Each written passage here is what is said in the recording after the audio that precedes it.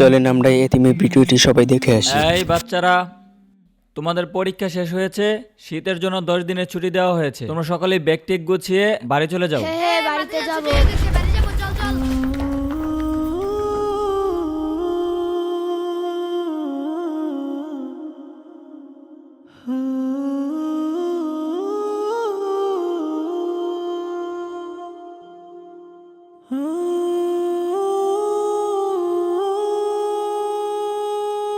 বন্ধু যাই তাহলে, আবার দেখা হবে। আচ্ছা, ভালোভাবে যাইস।